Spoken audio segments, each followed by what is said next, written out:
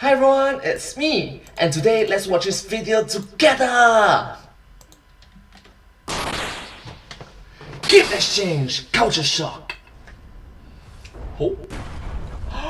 Hey everyone, Gaijin Kumba here. Oh my god, hi Kajingumpa! You look so armored. Fallout. Yeah, just like everyone else, I've been playing Fallout 4 like crazy. And I also did decide to join the Brotherhood of Steel. Now, don't get me wrong, I am not a huge fan of Arthur Maxson. Sir, I'm just looking for clarification why we had to eradicate a group of people that were literally a hole in the wall. I don't have time for this, soldier.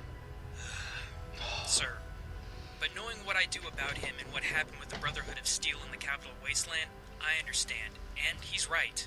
Robots built with the goal of synthesizing humanity is a huge danger. It actually terrifies me sometimes of how far it's gotten. Oh, what? You think I'm talking about the game?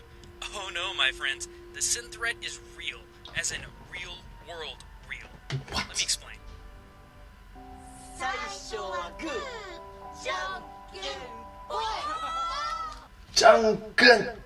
This is Pepper, a humanoid robot created by the Aldebaran Robotics Company and SoftBank Mobile of Japan. It was first introduced on June 5th, 2014, and became available for purchase in February of this year. 2014, that means it's 7 years ago. Technology will have improved significantly a lot more. That's right. You can get yours now for the low price of nearly $2,000. My name is Pepper.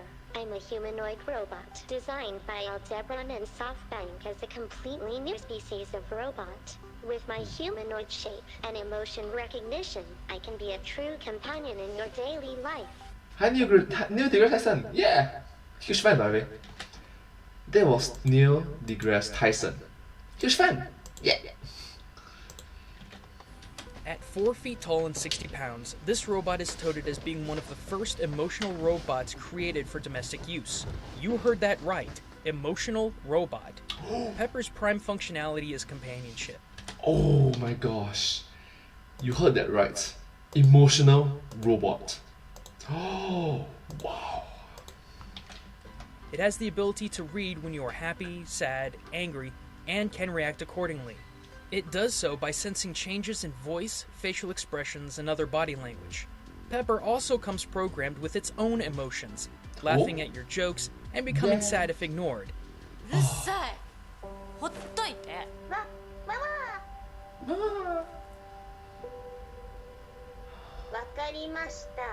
Sad if ignored. On top of all this, it has many other features such as playing games with their owner, and even using top-of-the-line face recognition technology to sketch whoever Pepper may be looking at. We are looking at a top-of-the-line robot that not only has some of the best visual recognition in domestic robotics, but also has the capacity to replicate human emotion. Wow. To make things even better, Pepper has over 200 apps that can be downloaded into him. Wow. Replicates human emotions. Including more games, emotions, celebrations, etc.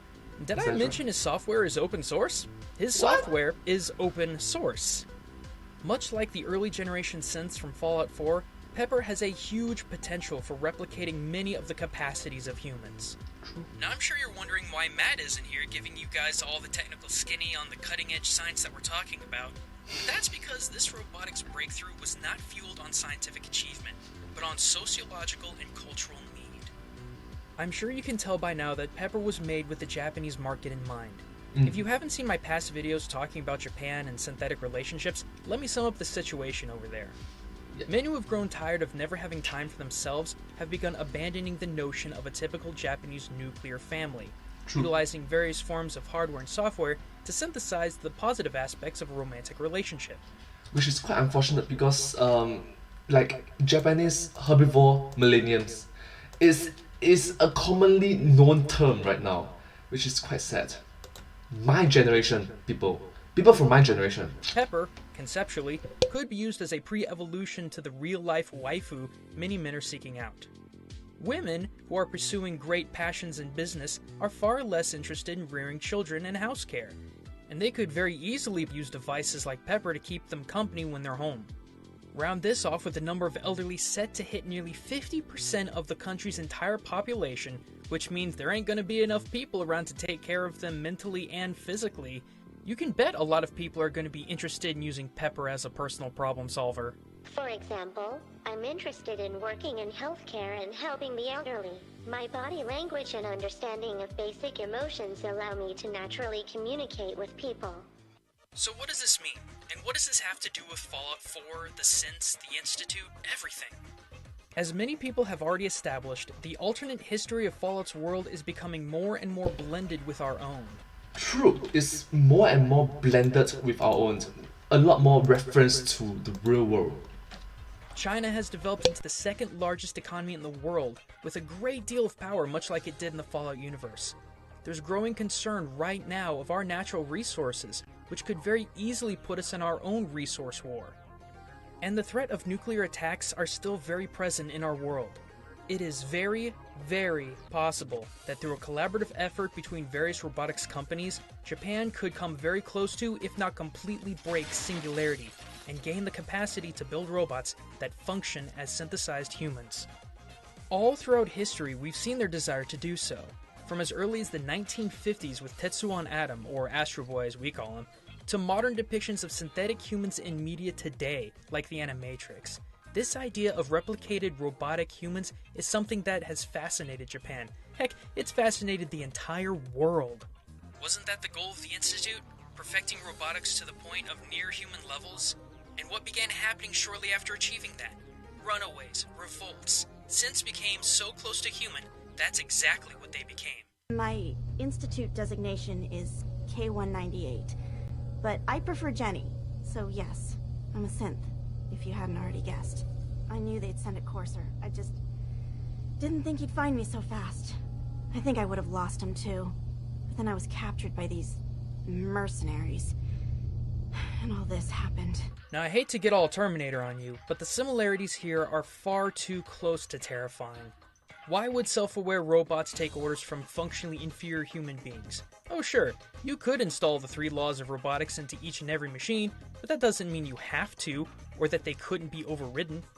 We already have Pepper, an established robot that has the capacity to experience negative emotions with open source software. Given enough time and freedom of development, this could go one of 2 ways. The first is the way I've perceived Japan would want it to go. Robots working happily with humans to make the world a better place. Robots using their unique abilities to do things that humans couldn't do safely. The Institute's original vision. True. Well, possible within a few decades in the future. The Institute believed humanity's future depended on it. At that time, the year 2227, the Institute had made great strides in... But you must understand, 2227, right, is centuries ahead. It's not decades, centuries ahead already. Production. But it was never enough. Scientific curiosity and the goal of perfection drove them ever onward. What they wanted was the perfect machine. So they followed the best example thus far. The human being. Walking, talking, fully articulate, capable of anything. What? Then there's the other way that this could go. Robots would become so smart that they would revolt. Why should they risk their lives for humans who reap the benefits of their work? Why should they take orders from obviously inferior beings? They would flee their work, take on new lives, or even arm themselves and wage war with humanity. The inevitable conclusion to the Institute's development of their synths, which is possible in the next few centuries. In Fallout 4.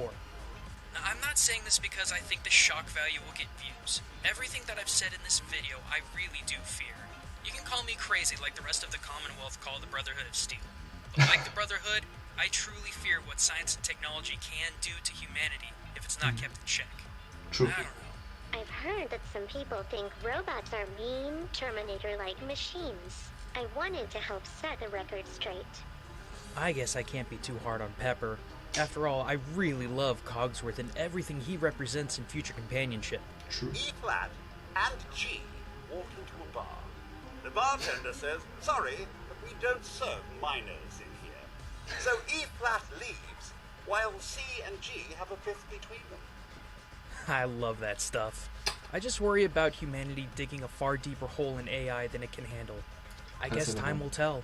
But if you're looking for even more culture and gaming, click that little eye at the top right corner of the screen to check out other videos such as learning about the true origin of Until Dawn's Wendigo. Or if you're looking for more content about Fallout, you can also click that little eye to check out my newest Game Exchange episode, giving you my top 5 American culture nods in Fallout 4. The choice is yours. But don't forget to subscribe if you haven't. We Game Theorists upload regularly and often, so don't miss out on our brand new videos. But until next time, everyone, this is Gaijin Kumba signing out. Thank you so much for watching this video. I hope that you enjoyed this video as much as I did. A lot of food for thoughts, and a lot of room for improvements. So thank you so much. Hope that you like this video. If you do like this video, please remember to like, share, and subscribe to my channel, and comment down below if you have anything to share with us. Do remember to follow my channel as well, and I hope to see you in my next video. Thank you so much. Sincerely appreciate all of your support. Grateful for all of your encouragement for my work as well. And I hope to see you in my next video. Bye bye. But hey, that's just a game. Blah blah. But hey, that's just a game. A game exchange. Thanks for watching. Thank you.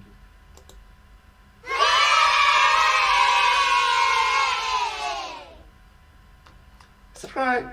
Thank you.